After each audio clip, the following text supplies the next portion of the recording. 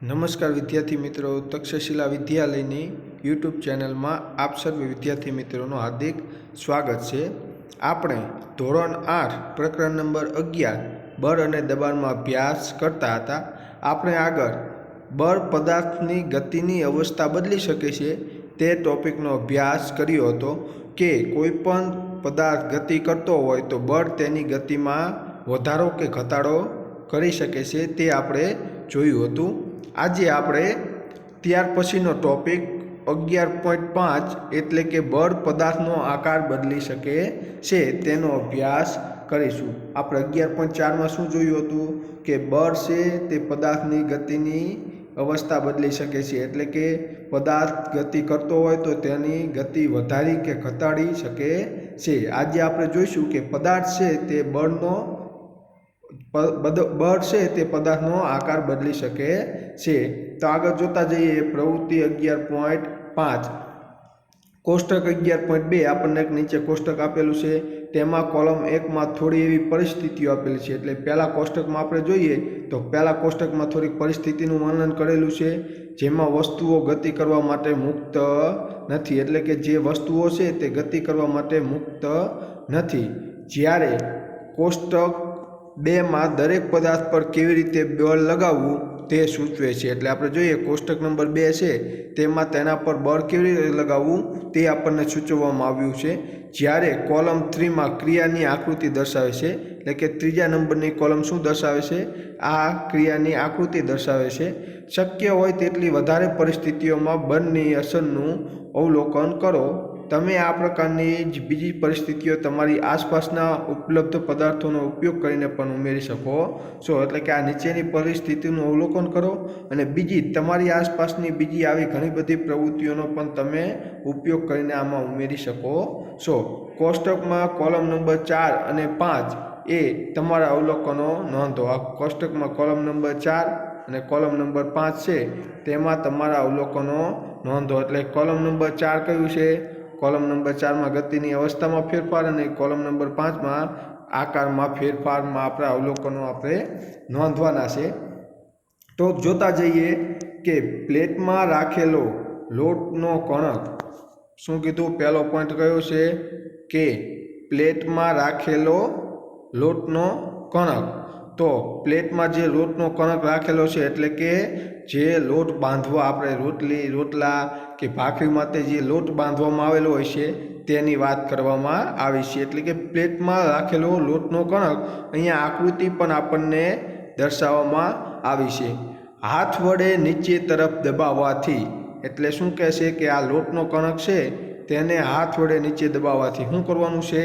હાથ વડે નીચે દબાવવાનો છે। હાથ વડે નીચે દબાવતા શું થશે? લોટ છે તે પ્લેટમાંથી બહાર વહી જશે? ના, લોટ પ્લેટમાંથી બહાર જશે નહીં, લોટ તો તેની જગ્યાએ જ રહેશે। એટલે કે તેની ગતિની અવસ્થામાં ફેરફાર થશે? ગતિની અવસ્થામાં ફેરફાર થશે નહીં, તે પોતાની જગ્યા પર એમનામ સ્થિર જ રહે છે। એટલે કે તેની ગતિની અવસ્થામાં ફેરફાર થતો નથી, એટલે એમાં શું આવશે? નામાં આપણે ટીક કરીશું, કારણ કે તેની ગતિની અવસ્થામાં ફેરફાર થતો નથી, એટલે કે ના, તેની અવસ્થામાં ફેરફાર થતો નથી। બીજું જોઈએ અહીંયા શું આપેલું છે કે આકારમાં ફેરફાર।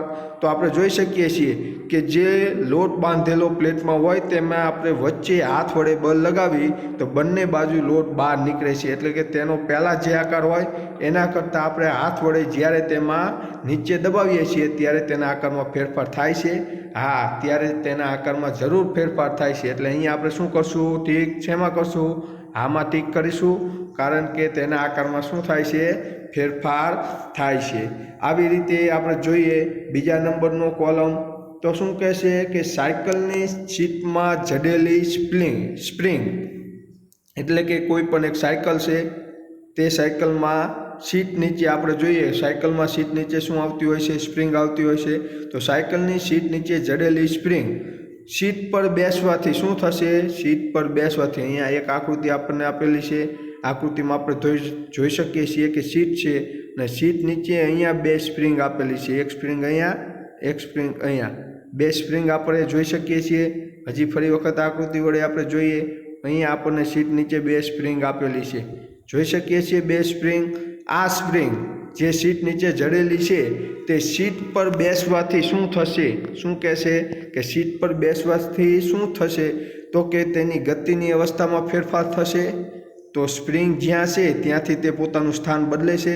સ્થાન બદલતી નથી, એટલે કે સ્પ્રિંગ ત્યાંની ત્યાં જ રહેશે. એટલે કે સ્પ્રિંગ ગતિ કરતી નથી, તે તેની સ્થિર અવસ્થામાં એમનામ તેને તે જ જગ્યાએ રહે છે. તે કોઈ પણ પ્રકારની ગતિ કરતી નથી. એટલે શું થશે? આમાં શું આવશે? ના કેમ આવ્યું? કે તે ગતિની અવસ્થામાં ફેરફાર થતો નથી.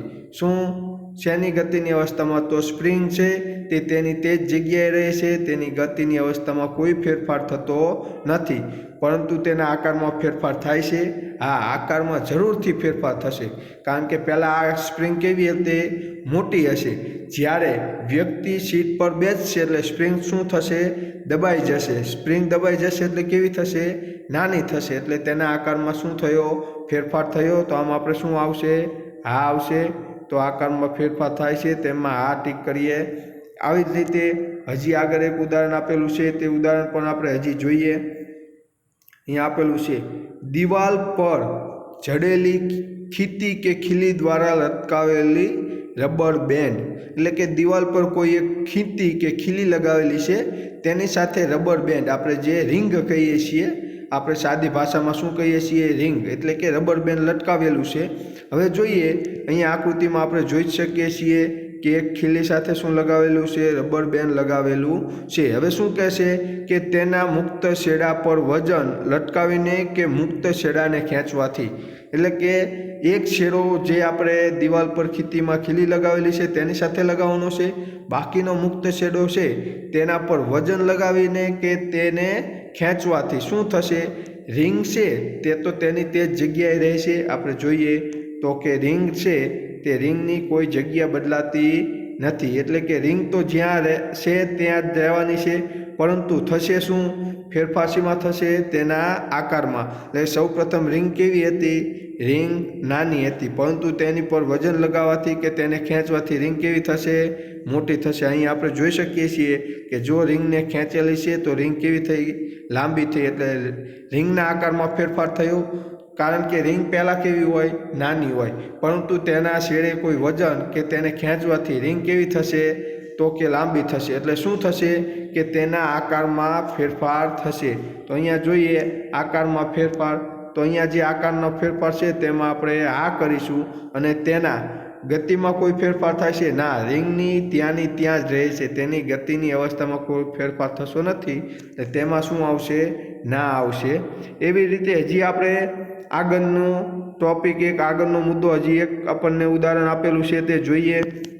ઉદાહરણમાં શું આપ્યું છે જોઈએ કે બે ઈંટો વચ્ચે મૂકેલી પ્લાસ્ટિકની કે ધાતુની પટ્ટી. એટલે કે બે ઈંટો વચ્ચે જોઈ શકીએ છીએ આકૃતિમાં કે બે ઈંટો આપેલી છે, બે ઈંટો વચ્ચે એક ધાતુની કે પ્લાસ્ટિકની પટ્ટી મૂકેલી છે, જોઈ શકીએ છીએ. હજી એક વખત ફરી વખત જોઈએ. અહીંયા જે આપણને આકૃતિ આપેલી છે તેમાં બે ઈંટો વચ્ચે એક ધાતુની અને પ્લાસ્ટિકની પટ્ટી રાખેલી છે. હવે શું કહેશે કે ફૂટપટ્ટીના મધ્ય ભાગ પર વજન મૂકવાથી. જો આકૃતિમાં આપણે જોઈ શકીએ છીએ ફૂટપટ્ટી છે તો તેના મધ્ય ભાગ પર કોઈ એક વજનદાર પદાર્થ મૂકવામાં આવ્યો છે, તો શું થશે? તેની ગતિની અવસ્થામાં ફેરફાર થશે. ફૂટપટ્ટી જે જગ્યાએ છે તે જગ્યાએથી તે બીજી જગ્યાએ જશે? ના, તે બીજી જગ્યાએ જશે નહીં. ફૂટપટ્ટી તો ત્યાંની ત્યાં જ રહેશે, તેની ગતિની અવસ્થામાં કોઈ ફેરફાર થતો નથી. એટલે અહીંયા શું આવશે? ગતિની અવસ્થામાં ફેરફાર થતો નથી. એટલે નામાં આપણે ટીક કરીશું. આગળ જોઈએ તો શું કહેશે કે આકારમાં ફેરફાર. શું કીધું? કે આકારમાં ફેરફાર. આકારમાં ફેરફાર જોઈએ આપણે તો કે તેના આકારમાં ફેરફાર થાય છે. તો હા, ફૂટપટ્ટી જ્યારે વજન મૂક્યા વગર પહેલાં આપણે જોઈએ તો બે ઈંટ પર ફૂટપટ્ટી કેવી હોય? એકદમ સ્ટ્રેટ, એટલે કે એકદમ સીધી હોય છે. જ્યારે તેના પર વજન મૂકવામાં આવે ત્યારે ફૂટપટ્ટી કેવી થઈ જાય છે? વચ્ચેથી વળી જાય છે. એટલે કે યુ આકાર જેવી સહેજ બેન્ડ મારી જાય છે, એટલે કે સહેજ વળી જાય છે. એટલા માટે તેના આકારમાં શું થયો? ફેરફાર થયો. તો કે હા, આપણે સ્કેમેટિક કરશું. હા, તેના આકારમાં ફેરફાર થાય છે. તો આપણે જોયું તો બધી જ પરિસ્થિતિમાં તેની ગતિની અવસ્થામાં કોઈ ફેરફાર થતો નથી, પરંતુ ફેરફાર શેમાં થાય છે? તેના આકારમાં ફેરફાર થાય છે। તો હજી એક વખત આપણે જોઈ જોઈએ કે લોટ છે તો તેની ગતિની અવસ્થામાં કોઈ ફેરફાર થતો નથી, પરંતુ તેના આકારમાં ફેરફાર થાય છે। એવી રીતે સીટ પર બેસવાથી જે સ્પ્રિંગ છે તેની ગતિની અવસ્થામાં કોઈ ફેરફાર થતો નથી, પરંતુ તે સ્પ્રિંગ દબાઈ જાય છે એટલે નાની થઈ જાય છે, તો સ્પ્રિંગના આકારમાં ફેરફાર થાય છે। એવી રીતે ખીલી સાથે જે રિંગ લગાવેલી છે તો રિંગ તેની તે જ જગ્યાએ રહે છે, એટલે કે તેની ગતિની અવસ્થામાં કોઈ ફેરફાર થતો નથી। એટલે કે ગતિની અવસ્થામાં ફેરફાર થાય છે તો કે ના, ફેરફાર થતો નથી, પરંતુ આકારમાં ફેરફાર થાય છે તો કે હા, આકારમાં ફેરફાર થાય છે। એવી રીતે જોઈએ તો બે ઈંટો વચ્ચે જે સ્કેલ એટલે કે ફૂટપટ્ટી મૂકેલી છે તો તેના પર વજન મૂકવાથી તેની ગતિની અવસ્થામાં ફેરફાર થાય છે તો કે ના, ગતિની અવસ્થામાં ફેરફાર થતો નથી, પરંતુ તેના આકારમાં ફેરફાર થાય છે તો કે હા, ફૂટપટ્ટી પહેલાં કેવી હતી? સીધી હતી, પરંતુ તેના પર વજન મૂકવાથી તે કેવી થાય છે? સહેજ વળી જાય છે, એટલે કે તેના આકારમાં ફેરફાર થાય છે તો કે હા, તેના આકારમાં ફેરફાર થાય છે। તો અહીંયા આપણે શું જોયું કે બળ પદાર્થનો આકાર બદલી શકે છે। એટલે કે આપણે સૌપ્રથમ શું કર્યું? જે લોટનો કણક બાંધેલો હતો તેના પર આપણે હાથ વડે બળ લગાવ્યું, ત્યારબાદ સ્પ્રિંગ હતી તો તે સીટ પર માણસ બેસીને બળ લગાવે છે। ત્યારબાદ આપણે જોયું તો ખીલી પર જે રિંગ લગાવેલી હતી તો તેના છેડે વજન અથવા તો ખેંચીને આપણે બળ લગાવ્યું, અને છેલ્લે શું આપણે જોયું કે બે ઈંટો વચ્ચે જે ફૂટપટ્ટી મૂકેલી છે તેના પર વજન મૂકીને આપણે ફૂટપટ્ટીનો આકાર બદલી શકીએ છીએ। એટલે કે બળ દ્વારા કોઈ પણ પદાર્થનો આકાર બદલી શકે છે। એ આપણો મુદ્દો શું હતો? ટોપિક કે બળ પદાર્થનો આકાર બદલી શકે છે। તો આપણે વિવિધ ઉદાહરણો દ્વારા જોયું કે બળ છે તે પદાર્થનો આકાર બદલી શકે છે તો કે હા, પદાર્થ પર બળ લગાવવાથી આપણે તેનો આકાર બદલી શકીએ છીએ। જોયું, લોટ પર આપણે બળ લગાવ્યું તો તેનો પણ આકાર બદલાનો, સ્પ્રિંગ પર બળ લગાવ્યું એટલે કે માણસ સીટ પર બેઠો તો તેનો પણ આકાર બદલાનો। એવી રીતે જોઈએ તો રિંગને આપણે ખેંચી અથવા તો તેના નીચે વજન લગાવી તો તેનો પણ આકાર બદલાય છે। ત્યારબાદ ફૂટપટ્ટી પર આપણે વચ્ચે વજન મૂક્યો તો ફૂટપટ્ટીનો પણ આકાર બદલાય છે। એટલે કે બળ દ્વારા પદાર્થનો આકાર બદલી શકે છે। આગળ આપણે જોઈએ કે કોષ્ટક 11.2 નોંધેલા અવલોકનો પરથી તમે શું તારણ કાઢ્યું છે? એટલે કે આપણે જે અત્યારે કોષ્ટક જોયું એના ઉપરથી આપણે શું જાણી શકીએ? આપણે જાણી શકીએ કે બળ છે તેના દ્વારા પદાર્થનો આકાર બદલી શકે છે। જ્યારે તમે પોતાની હથેળીઓની વચ્ચે એક ફૂલાવેલા ફુગાને રાખીને દબાવો છો ત્યારે શું થાય છે? આપણે એક ફૂલાવેલા ફુગાને બે હથેળી વચ્ચે રાખી અને દબાવીએ તો શું થશે? બહુ જોરથી દબાવશું તો ફુગો ફૂટી જશે, પરંતુ થોડા બળથી આપણે ફુગાને દબાવીશું તો ફુગાના આકારમાં શું થાય છે? ફુગો ગોળ હોય છે, એના બદલે લંબગોળ, અંડા આકાર જેવો, એટલે કે ફુગાના આકારમાં ફેરફાર થાય છે। આગળ જોઈએ, જ્યારે બાંધેલા લોટના પીંડાને વણીને રોટલી બનાવો છો ત્યારે તેના આકારમાં શું ફેરફાર થાય છે? શું કહ્યું? આ બાબતથી તો આપણે બધા જાણીતા હોઈએ કે ઘરે આપણા મમ્મી જ્યારે રોટલી બનાવતા હોય ત્યારે જે લોટનો પીંડો બાંધેલો હોય તેમાંથી તે રોટલી વણીને બનાવે છે તો તેના આકારમાં શું ફેરફાર થાય છે? હા, પીંડો સૌ પ્રથમ એમને પડ્યો હોય તેમાંથી આપણા મમ્મી વેલણ વડે રોટલી કેવી બનાવે છે? ગોળ બનાવે છે, એટલે કે તેના આકારમાં શું થાય છે? ફેરફાર થાય છે। આગળ જોઈએ, જ્યારે તમે ટેબલ પર રાખેલા રબરના દડાને દબાવો છો ત્યારે શું થાય છે? આપણે એક ટેબલ પર રબરના દડાને રાખી અને તેને દબાવીએ તો શું થાય? તેના પણ આકારમાં ફેરફાર થાય છે। આ બધા ઉદાહરણોમાં તમે જોયું કે કોઈ પદાર્થ પર બળ લગાડવાથી તેના આકારમાં ફેરફાર થઈ શકે છે। શું કહેશે? કે કોઈ પદાર્થ પર બળ લગાડવાથી તેના આકારમાં ફેરફાર થઈ શકે છે। તો આપણે શું જોયું કે કોઈ પણ પદાર્થ હોય તો તેના પર બળ લગાવવાથી તેના આકારમાં શું થાય છે? ફેરફાર થઈ શકે છે। ઉપરની બધી પ્રવૃત્તિઓ કરી લીધા પછી તમે સમજી ગયા હશો કે બળ કોઈ પદાર્થને સ્થિર સ્થિતિમાંથી ગતિમાં લાવી શકે છે। કે આની આગળનો ટોપિકમાં આપણે જોયું હતું કે બળ કોઈ પણ પદાર્થની ગતિની અવસ્થા બદલી શકે છે। તો અહીંયા આપણને શું કીધું કે કોઈ પદાર્થ છે તે સ્થિર સ્થિતિમાં લાવી શકે છે।